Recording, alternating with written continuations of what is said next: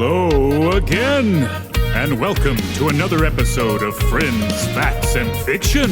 As always, this podcast is made possible by our local convenience stores, the misappropriation of history, and you.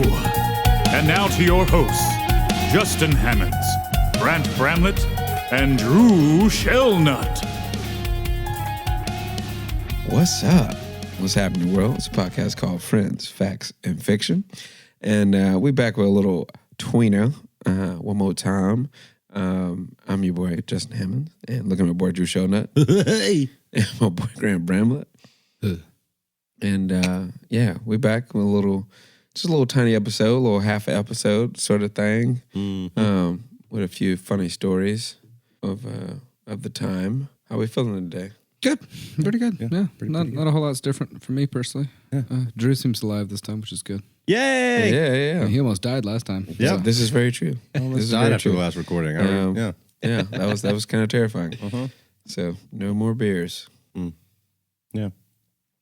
Anyway, yes, and they're being so gracious right now. Anyway, hope y'all doing well out there. Season 6, more shit in the mix is on the way. It's still cooking. Yeah, but life is starting to spring.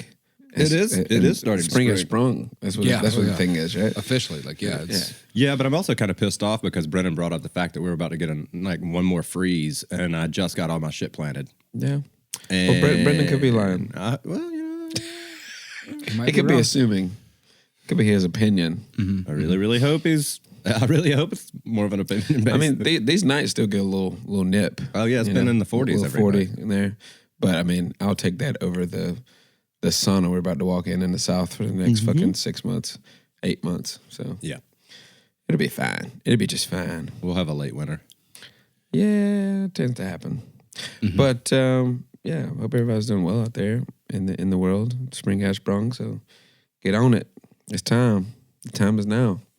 You're telling me. I mean, honestly, everybody feels like, because we all agreed this is going to become the lawn care podcast now, right? Yeah, I think so. Okay, cool. No. Yeah. So we do that? No, hell no. And sign up for that shit. My God. It's crazy. It's the preview. Everybody's texting me now. Hey, can you do this? Hey, can you do this? Hey, can you do this? It's like, well, where have you been? I got so many other things to do now. Well, I mean, also in February it was 75 degrees. You should have been awakened to what's going to come. It wasn't like it was cold as shit until fucking April. And then one day, yeah. You know what I'm your saying? yard Like, is overgrown. it's been hella warm in the South since February. Like, for real, We honestly. had so much time. Yeah. But, It is what it is. it is what it is. But people, last minute, man. I'm one of those last minute type of motherfuckers, man. Like, with the taxes and shit. It's like, bro, no. I still got to do something. Yeah, I procrastinate till the last minute. I did that shit in school. Yeah. Night before, bro. Yep. Shit, fuck it. I'm going to bang out this essay. That's what I did too. Like, straight up, 5 pages. Man, I got to the point where it was 10 sometimes pages. when laptops became like okay, they still weren't all that awesome. Like, You mean the chunky boys? like yeah, the but thick like laptops, yeah. And then the teachers were like, "Ugh, all right, fine, about having laptops in school in class. Yeah. By my senior year, they were like, all right, fine, because I had spent a long time being like, no, this is how I'm taking notes. And then eventually it was to the point where like my AP English class was 7th period. It was the last period of the day. And so I just would literally write that all day long. Fuck yeah. Like in class. Day of. Just half listening to the lecture at hand. And they'd be like, Grant, like, I'm sorry, one more time for the question. Okay, yeah, here's the answer you need. All right, leave me alone. I gotta fucking write this paper. This shit's doing an hour, bro. Right? Fuck you, man. This is unimportant right now, bro. 15 pages. Yeah. That's why I didn't really like school. Wasn't my thing. Wasn't my thing. But cheers to you all who's out there going through it. More power to you. Graduation's coming soon. Yep. Which is gonna be nice.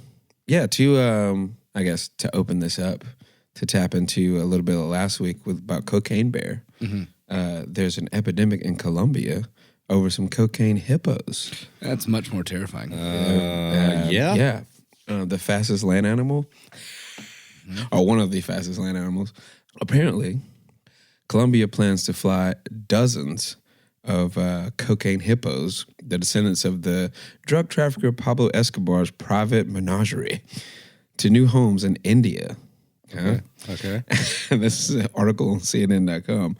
There are now between 130 and 160 of the hippos, according to Colombian government. Jesus. And they have spread out far beyond Escobar's former ranch of Hacienda Naples, where they began as a population of just one male and 3 females. The original hippo. Yeah, it's fucking wild, bro. The original hippo, they were brought there as part of a collection of exotic animals for Escobar. And, you know, the 80s, about 150 miles from Medellin. After his death in 93, authorities relocated most of the animals, but not the hippos, because they were too difficult to transport. Yeah. Imagine trying to catch a fucking hippo and putting it in a cage. Oh, I know. I mean, this is going back to, season 2, I think, for us. We were talking about Egypt. Mm-hmm.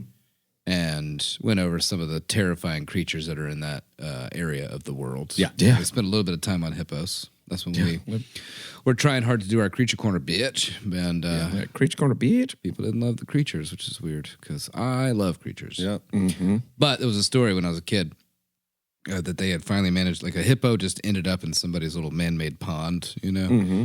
And they took them like a team of 12 all day to wrangle it into like a full steel double paned cargo box, basically. Yeah. That they could fork onto a flatbed and get it out of there. Yeah. Motherfucker rammed its way out. Yeah. Just like broke the door, broke the latch, and then just waddled back into the pond and sunk in. And then they were like, well, we tried. Good luck, buddy. See you later. Here's an apple. There's no, like, bro, an angry hippo is literally terrifying. Like, literally, that's the end. Mm-hmm. That's the end for you. Mm-hmm. I know. That's the end for you. And possibly your boat. Yeah, right. But they have since begun to reproduce rapidly, obviously, extending their reach along the Magdalena. Oh, I fucked that up. Magdalena River Basin. And they now pose an environmental challenge and are concerning nearby residents. I would say so. Small children. Fucking, you know what I mean? Small pets. Like, bro, come on. Hide your kids, hide your... Yeah. A study in the journal Nature warned their numbers could reach 1,500 within 2 decades if they don't do some shit like now. So the hippo's going to take over Colombia. Yeah, but it's like the emu war in fucking Australia. Yeah, and have fun trying to fight hippos. Yeah, right? Seriously, though. You have a better chance with emus. Previously, authorities have tried to control their population using castrations and shots of contraceptive darts. But the contraceptive drives have had limited success. Now there's a plan to transfer 70 of the hippos to natural sanctuaries in India and Mexico. The governor of Antigua province, where Hacienda Naples is located, said in a tweet, "Why India and Mexico? A total of 70 hippos, a mix of males and females, are expected to be moved, within 60 going to India and 10 going to Mexico." That's kind of okay. The technical term for this operation is translocating. And the goal was to take them to countries where their institutions have the capability and the capacity to receive them and to home them properly and to control their population, obviously. But sending hippos back to Africa risk doing more than harm than good for both the hippos themselves and the local ecosystem. So, yeah, Pablo Escobar almost fucked up Colombia by bringing hippos in the 80s. Yeah, he fucked it up in a lot of other ways, too. So. Well, yeah. I mean, that's a constant effect of his life in Colombia amongst the other shit that he did. Yeah. Which is pretty wild to me. Oh, yeah. And All random sorts as fuck. Yeah, like with his daughter. I think it was her, like, sweet 16. Oh, man. Your daughter's 16th birthday? Sweet 16? Yeah, but it's like a huge, huge deal in Latin communities. No? Doesn't matter. Shooting blanks. Yeah, sure. Shooting But blanks. So there's people listening right now like, the word. Yeah, I know. I'm saying the Yeah, sure. I have no idea. Quinceañera. No, There we look at go. that. Look at that. It took a minute. Look at this guy. Anyways, but he like had like stapled or glued a horn onto a pony Oh, to make yeah. a unicorn for her. Yeah. Oh, Jesus. That's brutal. Damn. His kids are all kinds of messed up for real. I mean, how could you not be? Yeah. Growing up like that. Pablo Escobar's kids, fucking El Chapo's kids. I mean, The Chaquitos. yeah, there's no telling. Chapitos. Yeah, there's no telling what kind of reach they still got, to be real. Yeah. But yeah, that was just a little, side note since we talked about Cocaine Bear last week. I was going to do a true crime story. Do you want to hear a true crime story? Yes. Would you like to? Yeah. Would you like to? Yeah. You want to do one? No. Okay. Well, that's 2 out of 3. So go ahead. With your Okay. story. Well, I guess we'll do it. This particular story is actually a show on Netflix. I believe took a adaptation of this, and it's a show called The Watcher, and it's about the Circleville letter writer terrorized the town by exposing secrets, which may led to several deaths mysteriously. In 1977, the residents of Circleville, Ohio, began receiving letters threatening to expose some of their darkest secrets. The letters postmarked from Columbus, Ohio, located just 30 miles away. The writer was anonymous and seemed to know a great deal about Circleville's residents. Once people began receiving these letters, each message became increasingly vicious and threatening. 2 residents who began receiving such letters were Mary and Ron Giuseppe. The letters Mary received accused her of having an affair with a school superintendent named Gordon Macy. The first letter stated, "Stay away from Macy. Don't lie about him. I know where you live. I've been observing in your house and know you have children. This is no joke. Please take it serious. Everyone concerned has been notified and everything will be over soon." Damn. Yeah. Not what you want to open up in the mail. Not a neighborly letter, I'd say. So soon after, Mary's husband Ron received the following statement in his letter: "Mr. Giuseppe, your wife is seeing Gordon Macy. You should catch them together and kill them both. He doesn't deserve to live." Whoa. Yay. So townspeople began receiving this type of mail constantly. Many of them were terrified. They were, being watched, obviously. The situation took a tragic turn, though, when Ron received a call one night in August 1977. Whatever the caller told him enraged him so much, he grabbed a gun and claimed he was going to confront the writer. Ron, unfortunately, didn't make it anywhere. He was speeding, likely still upset over the situation, lost control of his truck, slammed into a tree, and he was killed. Whoa. Yeah. So somebody tampered with the truck, knew he was going to do that, like with the mystery grows.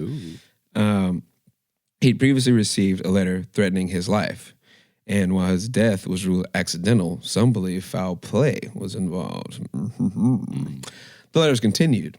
Mary was then killed herself when she stopped to pull an obscene sign mentioning her 13-year-old daughter off of a fence. The sign had a box attached to it with a loaded gun inside, ready to go off. Effectively, a booby trap. The gun was traced back to Paul Freshore, Ron and Mary's brother-in-law. So they basically set her up to shoot herself in the face. It's fucking wild. Goddamn. He was quickly arrested and after failing a polygraph test, convicted of attempted murder. He maintained his innocence during the entire trial, and the 10 years he spent in prison, he also vehemently denied being the letter writer, which seemingly proved true. While he was in jail, or in prison, and reportedly didn't have access to pen or paper, the town was still receiving letters, and authorities were no closer to finding the author's identity. Several other residents met tragic ends as secrets were revealed in the letters they, their family, and their friends received. In 1994, after 20 years of tormenting, the citizens of Circleville, and soon after Freshwater's release from prison, the letters stopped. 20 fucking years. That's insane. Yeah. The messages tore many friends and families apart, but the writer's identity has never been discovered. Yeah. When did you say that stopped? 20 years. 1994. Wow. That's pretty cool. Yeah. Hey, 20 years. Massively fucked up, but Yeah. pretty cool. It's mysterious, Doug. Yeah. It's also Super a good. wild. They did a good job with the adaptation on Netflix as well.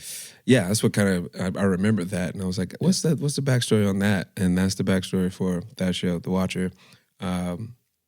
Just nuts that the shit really happened. Yes. You know what I mean? That's fucking wild, bro, to think about. And they still don't know who the fuck this person was or is. They could still be alive. I mean, this was in the 70s, stopped in the 90s. Yeah. I mean, they very well could be alive. Like, Yeah. living next to you in Ohio somewhere. So don't want your secrets out. Oh, man. You gonna die. Bro, this day and age, it'd be so insanely hard to do something like that. Yeah. You know what I mean? Oh, yeah. Like, keep an identity secret is Yeah. increasingly difficult. Not saying that's an issue. I'm not planning anything. Or anything. Well, good. Good to hear That we you're know. not. Yeah. Okay. Okay. Heard. You guys hear about yeah. Schwarzenegger? No, I didn't. Oh, really? Actually, pretty great. So,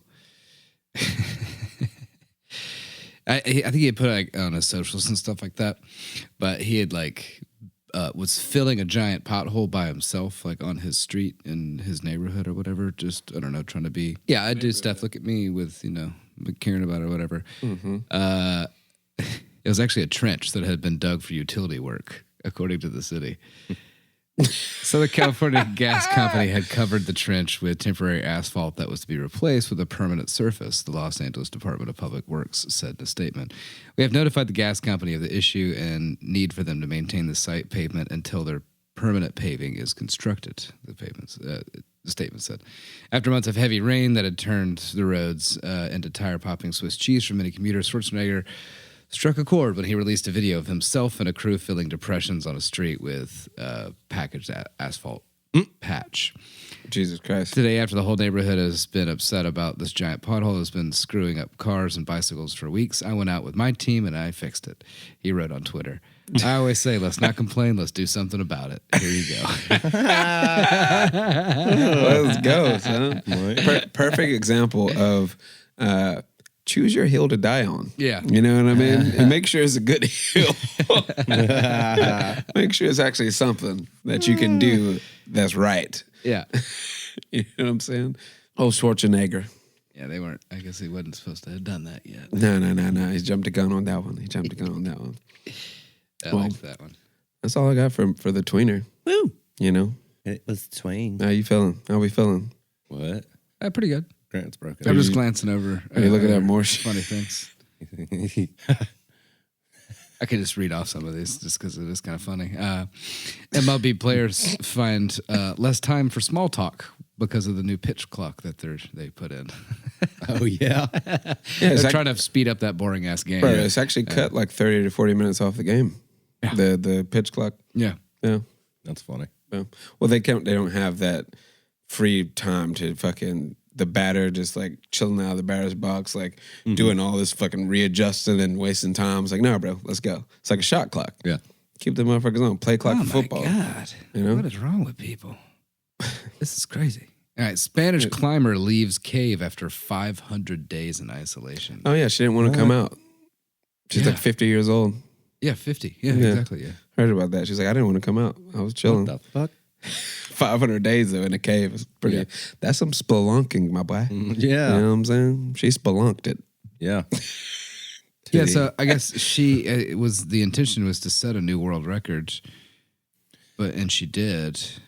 And then she just stayed down there, right? Yeah, so the Spanish state news agency later reported Hey, fuck people, bro. Flamini as saying she was obliged to temporarily halt the challenge after some 300 days and leave the cave for 8 days because of a technical problem.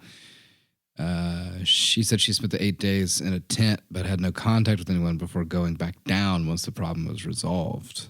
Comment, given that there are 500 days, blah, blah, blah. That's so weird. Hey, man, people do some wild shit. People be peopling, bro. That's what I've learned in my days. People be peopling. Yeah, they really do. You gotta let them be peoples, bro. Fuck it. Not my circus, not my clown, bro. I've been saying that shit for, a month now. Not my circus, not my clown. Do what you want to do. Yep. It's your stage. I'm going to stay on mine. Right. Fuck that. Right. Wow, that's interesting. I don't know. There was like a whole thing where so she used 2 cameras to document her experiences and placed the recordings at an exchange point in the cage. I'm sorry, at an exchange point in the cave. Her teammates would drop off food and other necessities at the retrieval site and picked up whatever she left there. So basically, she would run like the memory cards full, take them there, pick up food, and then go back to wherever she's chilling most of her time with. And just recording herself like a crazy person. That's crazy. She chose isolation for that long. Mm-hmm. Yeah. Yeah, that's what it is. Okay, they kind of made something out of it because apparently a group of psychologists, researchers, and speleologists and physical trainers studied the recordings, but never had any direct contact with her. So I guess, there was something to it, to where what happens to you after that long underground? Yeah. Well, I mean, you got what's no sunlight and all that shit. like that leads to a question of like, did the pandemic change the human condition? Like it isolated people for so long that people are not the same. Doesn't matter. There's also, the idea of like long COVID and brain fog still like lingering in people that caught COVID 2 years ago. Yeah. You know what I mean? Like There is that. cause people to be more crazy. I mean, the times are more crazier than I remember. Mm-hmm. But then again, it could just be getting back to what we were doing. You know what I'm saying? Like, Yeah.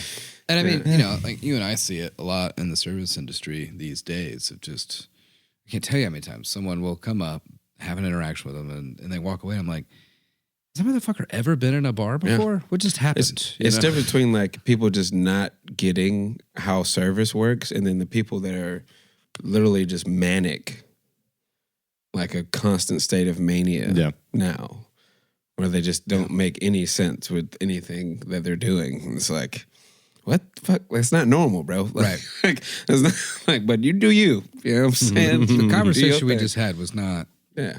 that's not what it should have been. Yeah, exactly. Exactly. What's your drink? Your drinks. There's a menu in front of you. Yeah. There's plenty of liquor behind me. You can see. Do you not know what you want to drink, or are you asking me to consult you on a drink? Right. Right. What's the angle you're going with? What's your drinks? Yeah. Do you know what I mean? Like alcoholic. Mostly. I mean, I don't know if you knew what you walked into here. They have alcohol in them. Yeah, exactly. A lot of them it's do. like, bro, So like, is that what just, people. the answer you're looking for? People be peopling, bro. People be peopling. Just let them do their thing, dog. As long as you ain't in my way. Just people. Fuck it. 2 tears in a bucket. Mm-hmm. You know what I'm saying? Shit. Turn it up to turn out. All right, well. Turn up no veggies. You know what I'm saying? No veggies. Yeah. Turnips. Yeah. You get it. Oh. You get it. No, I got it. I didn't I didn't love it, but I got it. get it. Because he said turnip like the veggie. Yeah. Exactly. Anyway. What? Yeah, we're fading off here. It's been a long day. It has been a long day. We hope that you've had a great day or night or drive or, shower, whatever you're doing. We love y'all. I'm Justin Hammonds, and I'm saying love, live life, y'all. This is worth living. I am Drew Shellnut, and I am saying once again, take care of yourself, because it was funny. I said, take care of yourself. We stopped recording, and I was like, Yeah. Last week, yeah. So take care of yourself. And as always, stay informed and make a difference. That's right. Grant Bramlett here. You guys ready to go play some pickleball? Yeah. Yeah, sweet. All right, this has been a podcast called Friends, Facts, and Fiction, and we out. Thanks for listening, and stay tuned for the next installment. Find us on Facebook and Instagram to stay up to date on all things Friends, Facts, and Fiction. Our Instagram handle is friends_facts_fiction. As always, please reach out to us. You can send any of your questions, praise, and fact-checking to friends_facts_fiction@gmail.com. It's important to us to only propagate the truth, and we'll correct any errors we may have made. Your hosts and researchers are Justin Hammonds, Grant Bramlett, and Drew Shellnut. Our episodes are produced by Grant Bramlett. Additional producership provided by Grace Higgs. Our recording engineer is Grant Bramlett. Lighting design is provided by Justin Hammonds. This has been a production of Friends, Facts, and Fiction.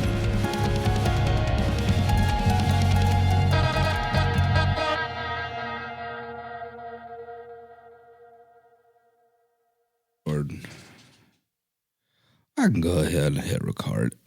I hit a car. Check. What are we even talking about? Oh. We also have the evergreen clematis. Oh, that sounds gross. It really does, kind of does. They're beautiful little flowers, though. Little white flowers. Got some little knobbies in the middle. It does. It's like a year-long STD. You know what I mean? I got the evergreen clematis. Oh, dude, I'm sorry. Oh, man, dude. Those sores don't go away. Yeah. And they're white? Yeah, they're evergreen. Yeah, they're evergreen. What can you do?